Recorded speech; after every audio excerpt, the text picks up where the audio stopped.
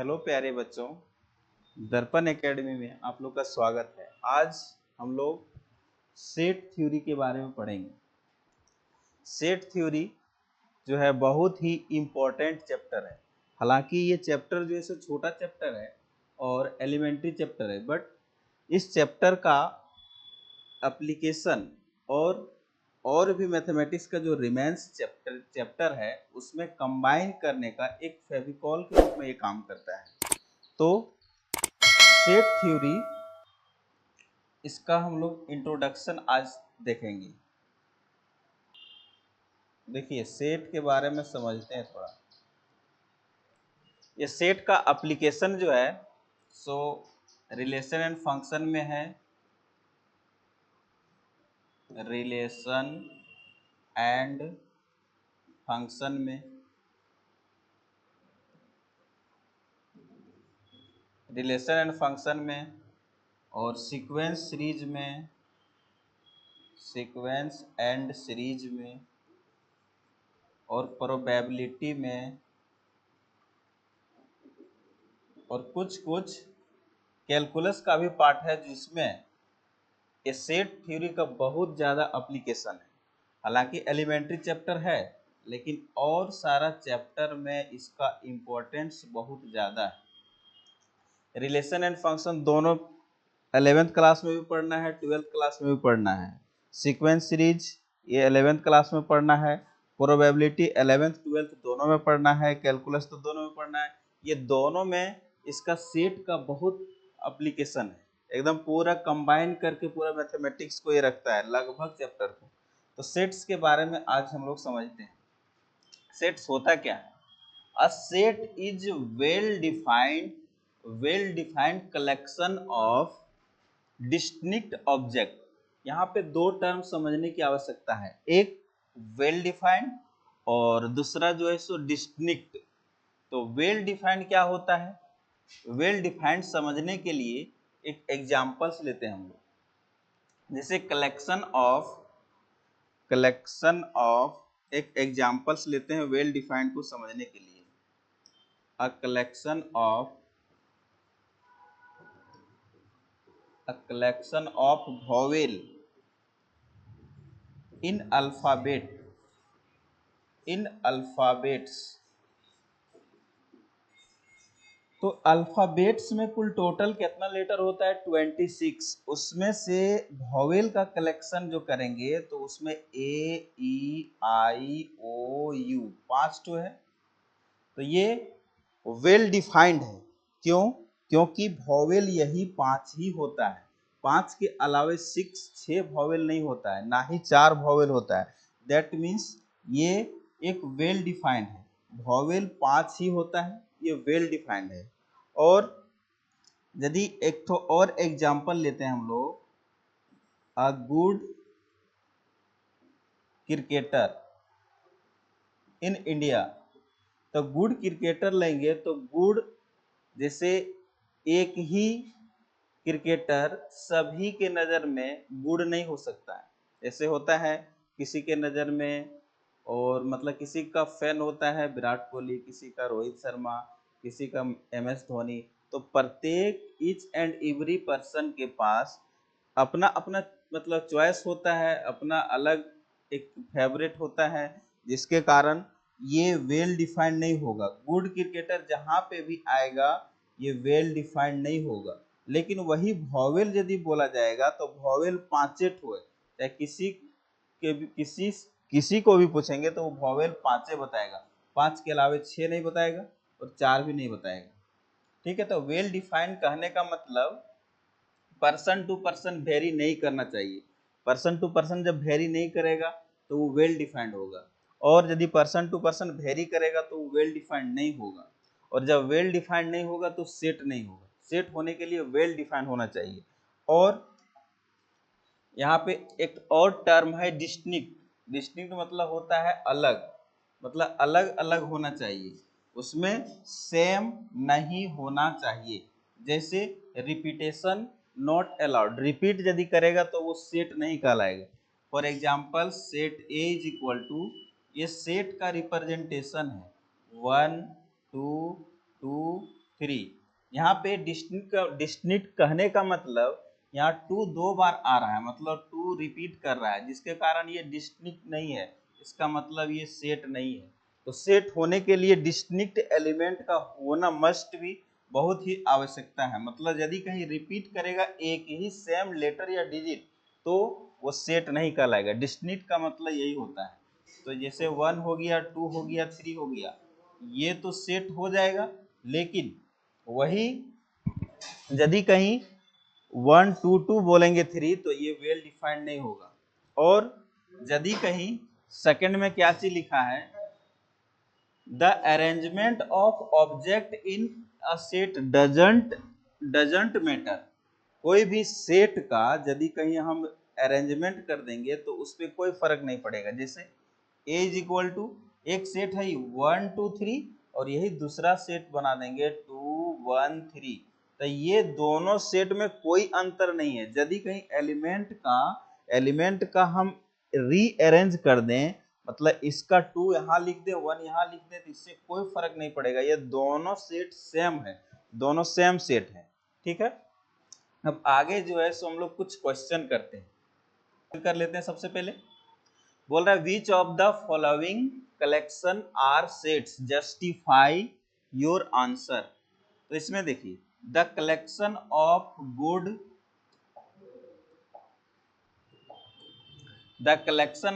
Good hockey player in India.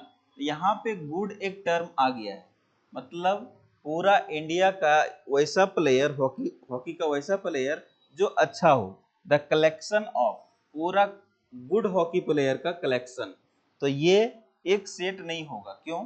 क्योंकि hockey player, मान लेते हैं हॉकी प्लेयर किसी के नज़र में अच्छा होगा, कौन? तो राजकुमार पाल होगा, किसी के होगा तो अभिषेक होगा, किसी का संजय होगा। इसका मतलब पर्सन टू पर्सन वेरी कर रहा है। तो पर्सन टू पर्सन वेरी कर रहा है मतलब वेल डिफाइंड नहीं है, और जब वेल डिफाइंड नहीं है तो ये सेट नहीं होगा, तो ये सेट नहीं होगा। वही बोल रहा है the collection of most talented writer of India. तो प्रत्येक पर्सन टू पर्सन यहाँ पे वेरी करेगा। Most talented writer in India बोल दिया है, तो सभी के नजर में एक राइटर जो है सो टैलेंट हो नहीं सकता, जिसके कारण यहाँ पे मोस्ट वर्ड आ गया है, तो ये भी वेल डिफाइंड नहीं है, मतलब सेट ये भी नहीं होगा। The collection of novels written by Munshi Premchand. तो मुंशी प्रेमचंद एक पर्सनल व्यक्ति है, और पर्सनल व्यक्ति का एक जितना भी वो नॉवेल लिखे होंगे एक फाइनाइट नंबर होगा, और जो फाइनाइट नंबर होगा काउंटेबल होगा, दैट मीन्स वो वेल डिफाइंड होगा। तो ये जब वेल डिफाइंड होगा तो ये सेट हो जाएगा। यही बोल रहा है the collection of most dangerous animals of the world.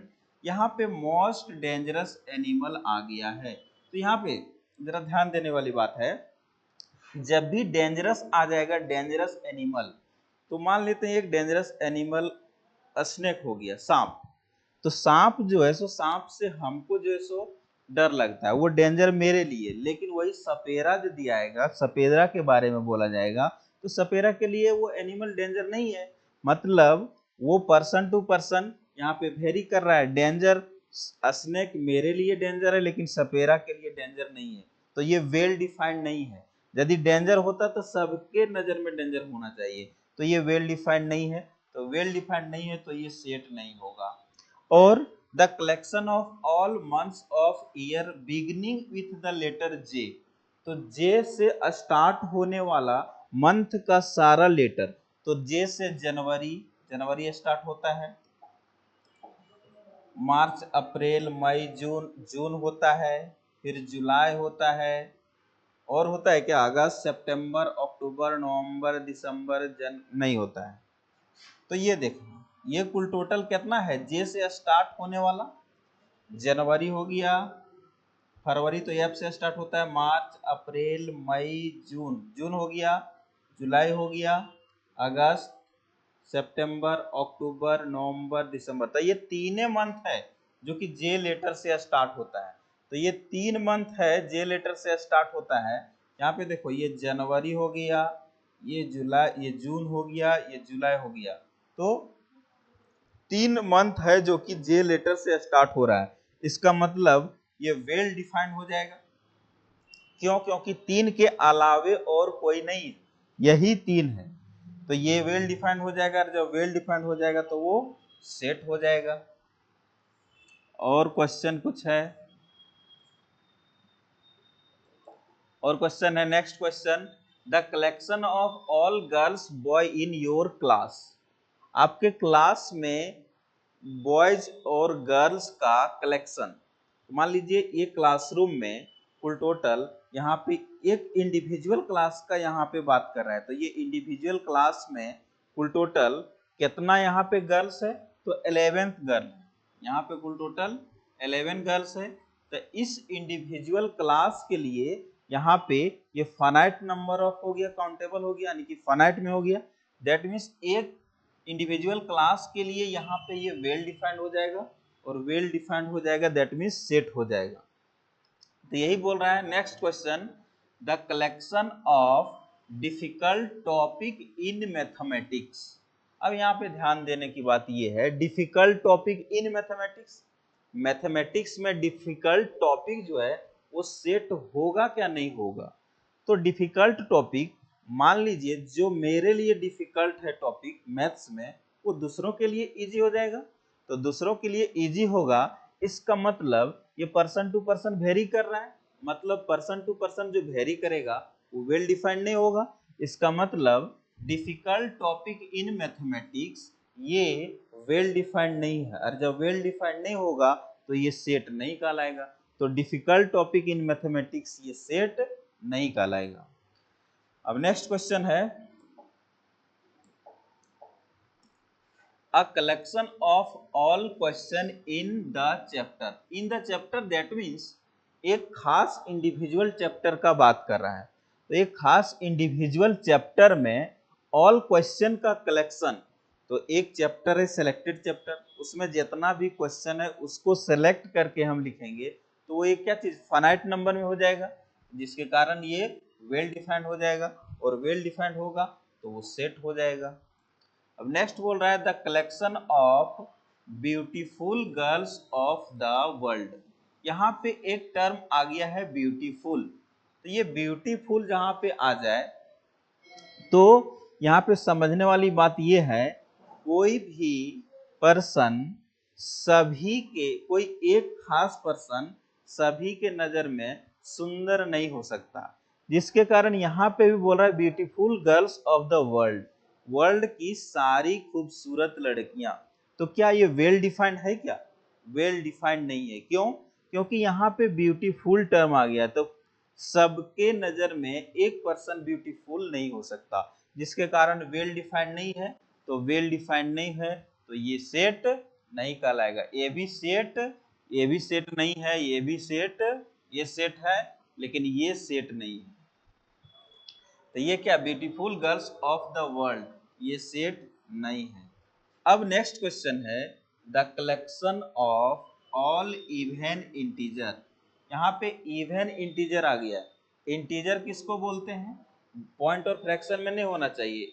Integer दो टाइप का होता है, एक पॉजिटिव इंटीजर, नेगेटिव इंटीजर। और जीरो क्या है? जीरो नाइदर पॉजिटिव इंटीजर नोर नेगेटिव इंटीजर। जीरो ना ही पॉजिटिव इंटीजर है ना ही नेगेटिव इंटीजर है। यहाँ पे इवन इंटीजर के बारे में बात बोल रहा है, तो ऑल इवन इंटीजर। तो यहाँ पे इवन इंटीजर कहाँ से स्टार्ट होगा? 2 से होगा, 2, 4, 6, 8, 10 डॉट डॉट डॉट। इस तरह से इवन इंटीजर का एक सेट बन जाएगा, जिसके कारण ये क्या चीज हो जाएगा? इवन इंटीजर स्टार्ट होगा 2 से, 4, 6, 8 डॉट डॉट 10, तो ये क्या चीज हो जाएगा? एक वेल डिफाइंड हो जाएगा। क्योंकि इवन इंटीजर जब बोला जाएगा तो इवन इंटीजर में कोई ये थोड़ी ना लिख सकता है 1, 2, 5, ये तो ऑड इंटीजर हो जाएगा। तो 1, 3, 5 ये हो जाएगा ऑड इंटीजर। और जब हम इवन इंटीजर का बात कर रहे हैं मतलब 2, 4, 6, 8, मतलब प्रत्येक ईच एंड एवरी पर्सन यही बोलेगा। इवन इंटीजर 2 से स्टार्ट होता है, 2, 4, 6, 8, 10, मतलब ये वेल डिफाइंड है। और जब वेल डिफाइंड हो गया तो ये सेट हो जाएगा। ठीक है, अब आगे देखते हैं हम लोग। आगे नेक्स्ट क्वेश्चन है, next question, the collection of all prime integer, सभी प्राइम इंटीजर का कलेक्शन। तो सभी प्राइम इंटीजर का कलेक्शन क्या होगा, ये देखते हैं थोड़ा। प्राइम इंटीजर, सबसे पहले प्राइम बोलते किसको हैं, जिसका केवल और केवल वन और इटसेल्फ फैक्टर हो, तो उसी को प्राइम बोला जाता है। तो ये प्राइम इंटीजर में पहला वन प्राइम नंबर नहीं है, तो सबसे लिस्ट प्राइम नंबर क्या चीज है, 2 है। तो यहाँ बोल रहा है the collection of all prime integer, 2 हो जाएगा, 3 हो जाएगा, 5 हो जाएगा, 7 हो जाएगा, 11 हो जाएगा, डॉट डॉट डॉट, इसी तरह से 13 भी हो जाएगा, 17 डॉट डॉट डॉट, ये हो जाएगा ऑल प्राइम इंटीजर। तो ये ऑल प्राइम इंटीजर यही सब आएगा। प्राइम इंटीजर में कोई ऐसा थोड़ी ना बोलेगा कि ये 4 जो है सो प्राइम इंटीजर है, नहीं बोलेगा। तो ये ऑल प्राइम इंटीजर जहां पे भी आएगा, इसका मतलब ये वेल डिफाइंड है, और वेल डिफाइंड होगा तो वो सेट होगा। अब नेक्स्ट क्वेश्चन है, the collection of all natural number less then 50, 50 से सभी छोटी प्राकृत संख्या। तो प्राकृत संख्या नेचुरल नंबर कहाँ से स्टार्ट होता है, नेचुरल नंबर 1 से स्टार्ट होता है। तो 50 से छोटा सारा नेचुरल नंबर, तो 50 से छोटा सारा नेचुरल नंबर, तो उसको लिखेंगे 1 2 3 डॉट डॉट डॉट, 50 से लेस दैट मीन्स 49। तो ये एक फाइनाइट सेट बन रहा है, दैट मीन्स ये फाइनाइट सेट बन रहा है, इसका मतलब ये क्या चीज हो जाएगा, ये वेल डिफाइंड हो जाएगा। और जब वेल डिफाइंड हो जाएगा तो ये सेट हो जाएगा, ये भी सेट है तो ये सेट हो जाएगा। इसका मतलब समझ में आ गया होगा, the collection of all natural number less then 50, ये सेट होगा। सेट क्यों होगा, क्योंकि ये फाइनाइट नंबर है। कहाँ से नेचुरल नंबर स्टार्ट होता है, 1 से स्टार्ट होता है। नेक्स्ट क्वेश्चन है, the collection of all renowned mathematics of the world. मतलब रिनाउंड यहाँ पे एक वर्ड आया है, इसका मतलब होता है प्रसिद्ध मैथमेटिक्स, मतलब फेमस मैथमेटिक्स। तो एक इंडिविजुअल मैथमेटिक्स का, जैसे मान लेते हैं, किधर चला गया question, the collection of all, हाँ देखिए यहाँ पे एक क्वेश्चन ये है, renowned mathematics of the world. तो यहाँ पे एक टर्म आया है, एक वर्ड आया है रिनाउंड, इसका मतलब होता है फेमस। और ये फेमस मतलब एक कोई मैथमेटिक्स का क्लास सभी पूरे वर्ल्ड में सबके नजर में वो प्रसिद्ध फेमस नहीं हो सकता है, कुछ के नजर में वो खराब भी होगा। इसका मतलब यहाँ पे रिनॉर्ड वर्ड आया है, जिसके कारण ये वेल डिफाइंड नहीं हो रहा है। जब वेल डिफाइंड नहीं होगा तो ये सेट नहीं कहलाएगा। नेक्स्ट बोल रहा है, a team of 11th best cricket player of India. India के सभी ये team, a team of 11 best cricket player of India, India के जितना 8 यानी कि 11 बेस्ट प्लेयर, तो जितना भी इंडिया का प्लेयर है उसमें से 11 जो सिलेक्ट होकर के गया, जो सिलेक्शन है 11th का, वो क्या एक सेट होगा क्या। इसमें ये 11th बेस्ट प्लेयर में किसी को बोला जाता है ना कि उसको नहीं बैठाना चाहिए, जैसे प्रत्येक के नजर में एक क्रिकेटर तो बेस्ट हो नहीं सकता है। तो यहाँ पे जहां वर्ड आया बेस्ट, तो बेस्ट वर्ड आने से इसको वेल डिफाइंड नहीं कर रहा है।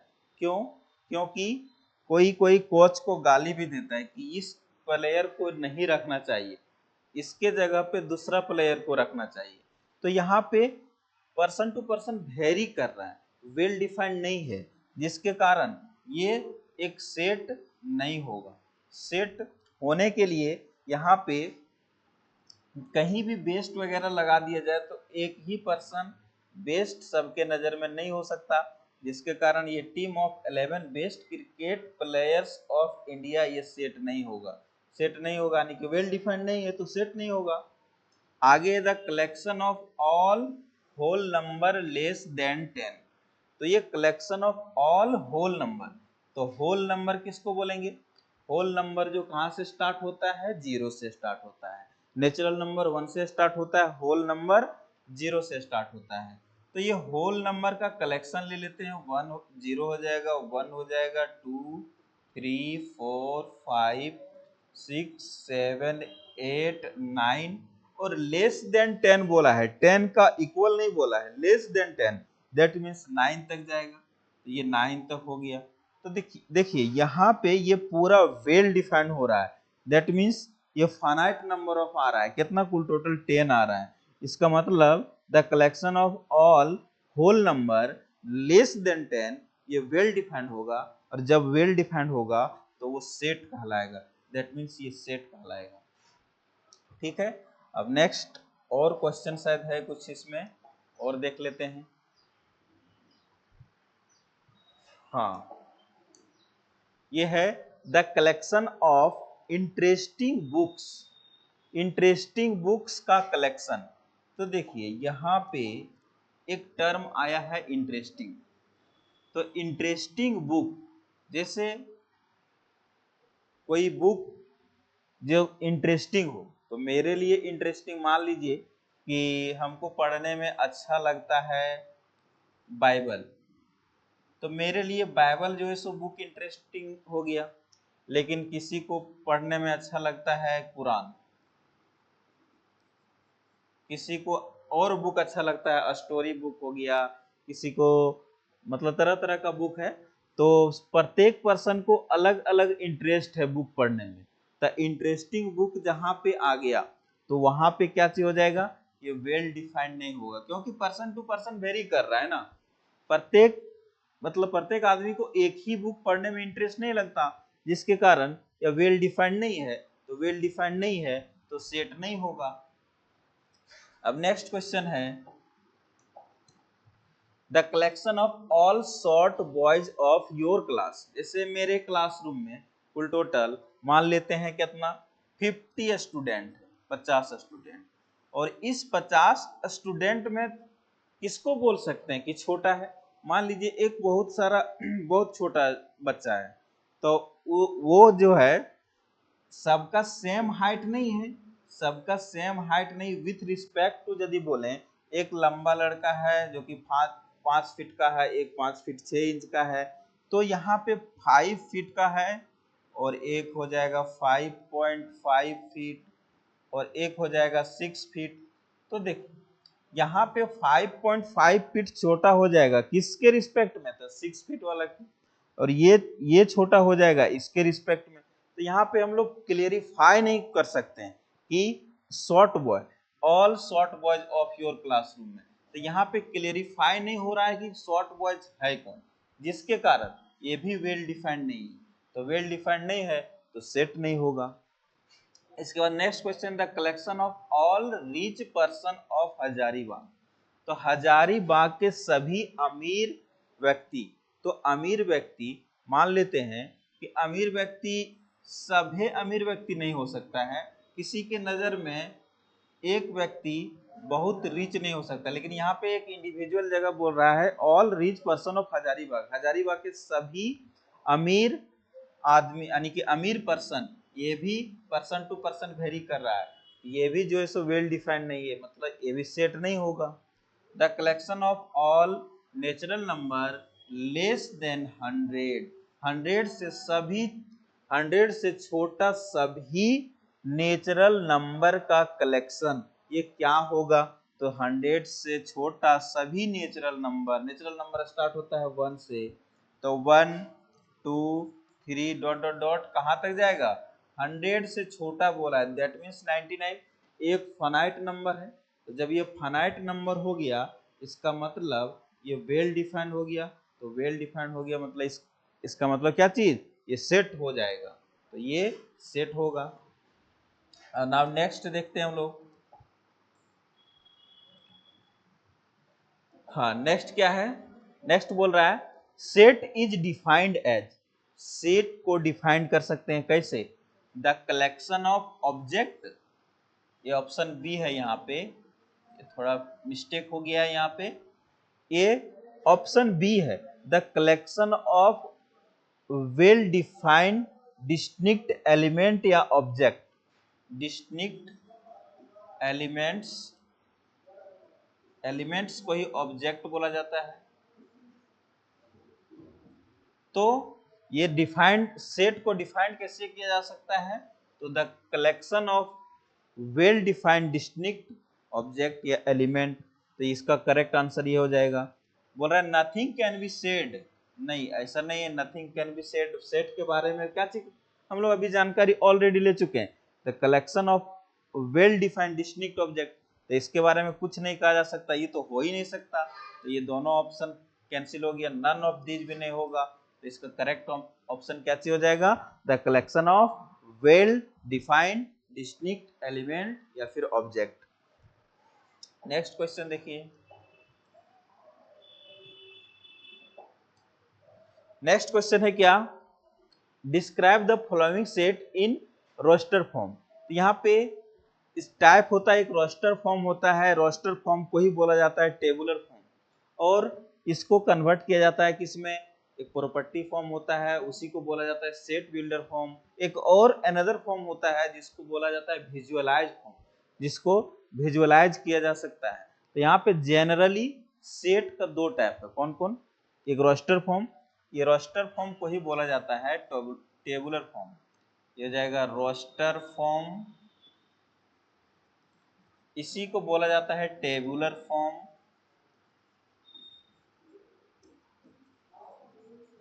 और दूसरा में होता है set builder form, set builder form, या इसी को प्रॉपर्टी यूज करके बनाया जाता है, जिसके कारण इसका नेम पड़ता है प्रॉपर्टीज फॉर्म, प्रॉपर्टीज फॉर्म। यहाँ पे इसको लिखना है रोस्टर फॉर्म में लिखना है, तो मैथमेटिक्स आ गया, यहाँ पे वर्ड क्या है, मैथमेटिक्स। तो इस मैथमेटिक्स को हम लोग को रोस्टर फॉर्म में लिखना है। तो अभी ऑलरेडी हम लोग पढ़ चुके हैं, क्या चीज पढ़े, कि सेट जो होता है वो डिस्टिंक्ट एलिमेंट का होना चाहिए। डिस्टिंक्ट एलिमेंट मतलब अलग अलग एलिमेंट होना चाहिए, एक एलिमेंट जो है सो दो बार रिपीट नहीं होना चाहिए। तो देखिए यहाँ पे M A T H E, फिर से यहाँ पे एम रिपीट हो गया, ये एम है और यहाँ पे एम फिर से रिपीट हो गया है। तो सेट में क्या चीज था, रिपीटेशन नॉट अलाउड, मतलब रिपीट यदि एक ही लेटर या एक ही वर्ड या एलिमेंट या ऑब्जेक्ट का हम रिपीट कर देंगे तो वो क्या होगा, वेल डिफाइंड, मतलब वेल डिफाइंड डिस्टिंक्ट ऑब्जेक्ट नहीं होगा। तो डिस्टिंक्ट ऑब्जेक्ट नहीं होगा तो वो सेट नहीं कहलाएगा। तो यहाँ पे ये रोस्टर फॉर्म में ये नहीं होगा, ठीक है। अब इसी में देखते हैं एम, एम यहाँ पे हो गया, ये हो गया, टी हो गया, एच हो गया, ई भी हो गया, कोई रिपीट नहीं करना चाहिए। यहाँ से फिर से यदि हम ए लिख देते हैं तो यहाँ पे ए ऑलरेडी आ चुका है, तब ये नहीं होता सेट, तो ये नहीं लिखा गया। फिर यहाँ पे टी लिखा जा चुका है पहले से, फिर यहाँ पे आई है और ये सी है और ये एस है। तो इसमें जो है सो कोई भी ऐसा लेटर नहीं है जो कि रिपीट है, तो ये क्या चीज हो जाएगा, ये सेट कहलाएगा।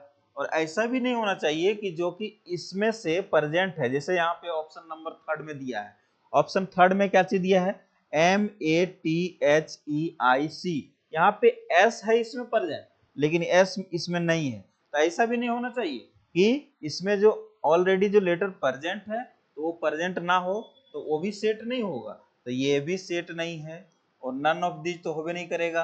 तो ये कौन सा करेक्ट ऑप्शन हो जाएगा, option number B is correct हो जाएगा। मैथमेटिक्स को इस तरह से रोस्टर फॉर्म में लिखा जाएगा, ठीक है।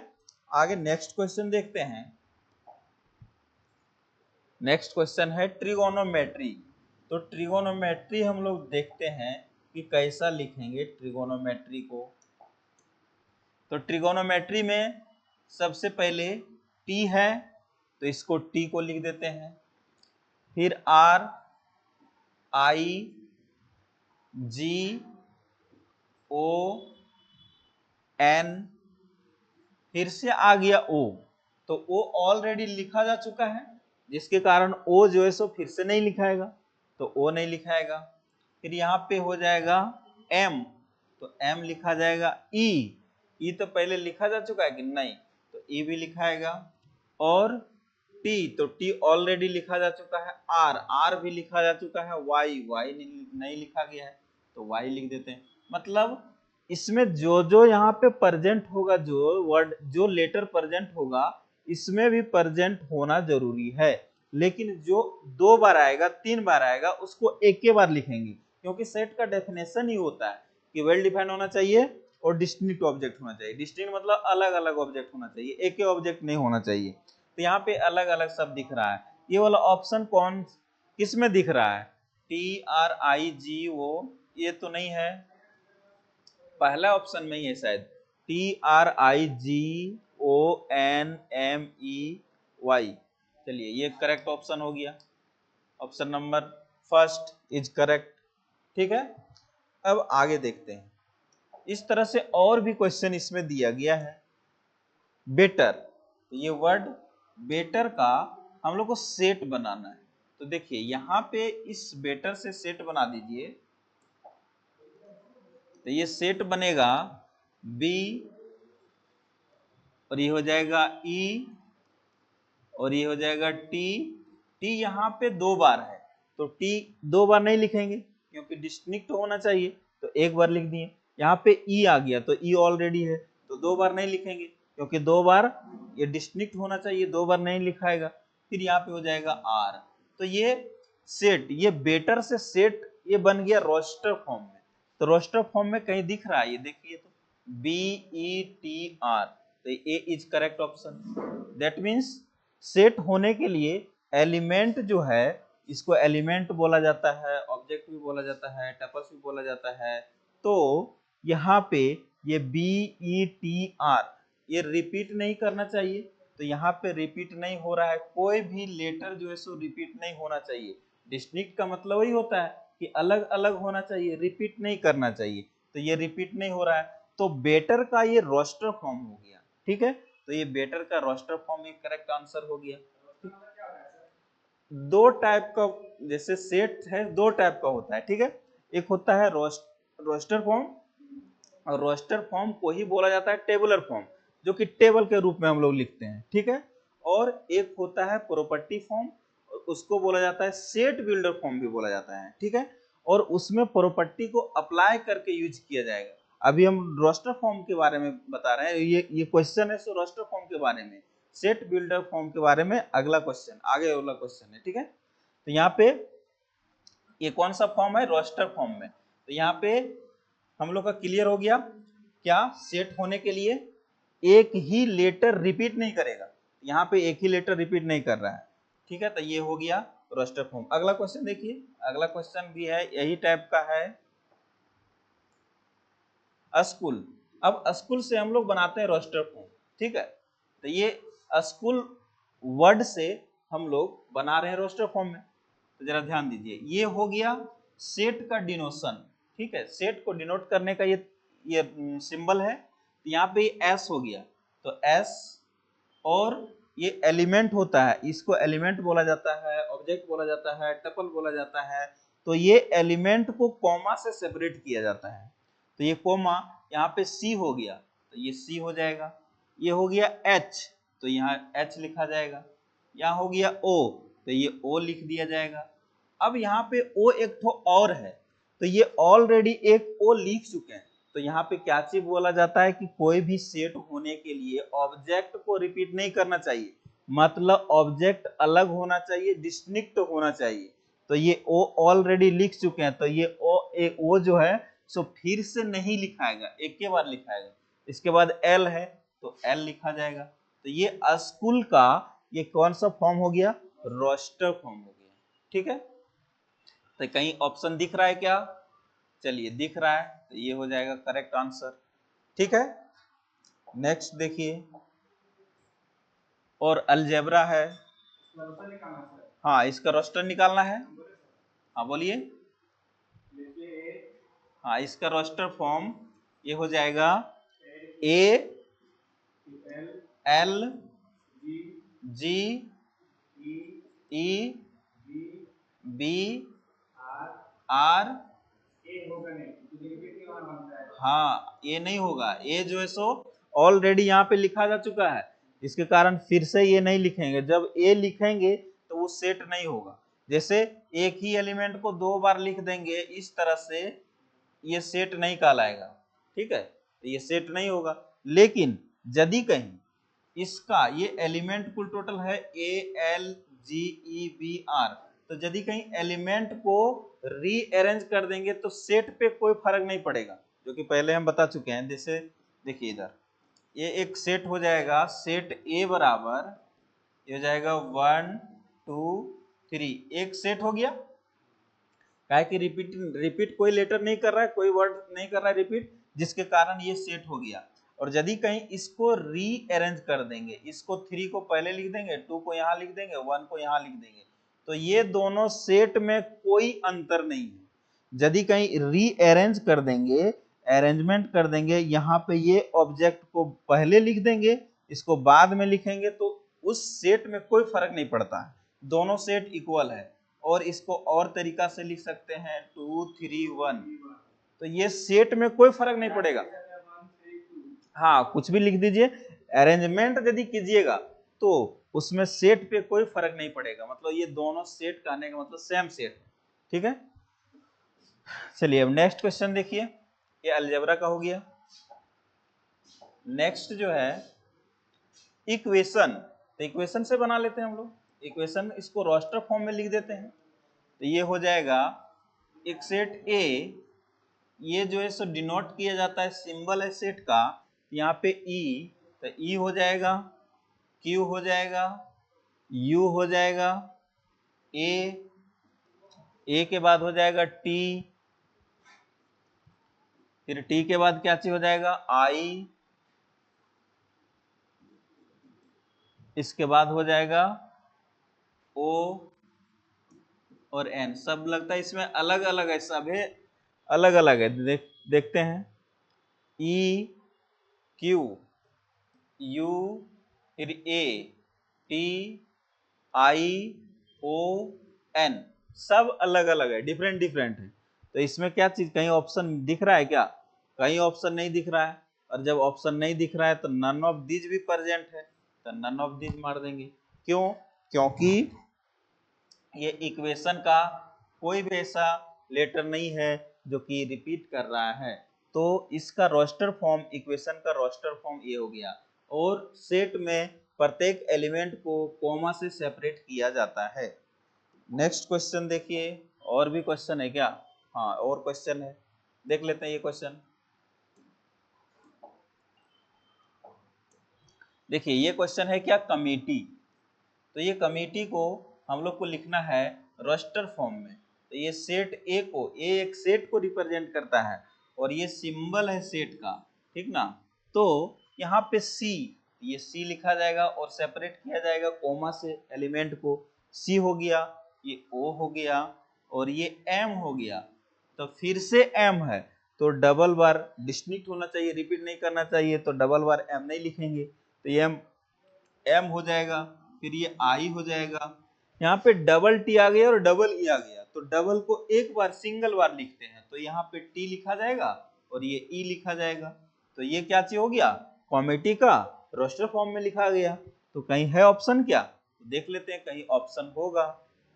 सी ओ, ये तो है नहीं, सी ओ एम टी ये भी नहीं है, इसमें आई छूट गया है और इसमें डबल बार लिख दिया गया है, इसका मतलब नन ऑफ दीज हो जाएगा। तो सी O M I T E कहीं ऑप्शन में नहीं दिख रहा है, तो नन ऑफ दीज प्रेजेंट है, तो ये नन ऑफ दीज हो जाएगा, ठीक है। और नेक्स्ट क्वेश्चन, हाँ नेक्स्ट क्वेश्चन क्या चीज बोल रहा है, write the following sets in roster form, A बराबर X natural number less than 4, तो नेचुरल नंबर होना चाहिए और लेस देन 4 होना चाहिए। तो नेचुरल नंबर कहां से स्टार्ट होता है, नेचुरल नंबर स्टार्ट्स फ्रॉम कहाँ से? 1 से। तो नेचुरल नंबर 1 से स्टार्ट हो जाएगा, 1 से स्टार्ट कर देते हैं। 1 हो जाएगा, 2 हो जाएगा, 3 हो जाएगा, और 4 यहाँ पे क्या चीज बोला है? लेस देन 4 होना चाहिए। लेस देन और इक्वल टू नहीं बोला है। यदि लेस देन और इक्वल टू बोलता तो यहाँ पे 4 इंक्लूड हो जाता, लेकिन बोला क्या चीज है? बोला है लेस देन 4। तो लेस देन 4 इसका मतलब क्या चीज हो जाएगा? ये 3 हो जाएगा। तो इसका रोस्टर फॉर्म क्या हो गया? 1 2 3, ये 3 एलिमेंट हो गया। तो कहीं ऑप्शन में है क्या? 1 2 3, यही हो जाएगा करेक्ट आंसर। ठीक है, तो ये रोस्टर फॉर्म हो गया। अब अगले क्लास में हम लोग पढ़ेंगे क्या चीज? सेट बिल्डर फॉर्म या फिर प्रॉपर्टी फॉर्म। ठीक है, इतना ही क्वेश्चन है आज के लिए। धन्यवाद, थैंक यू।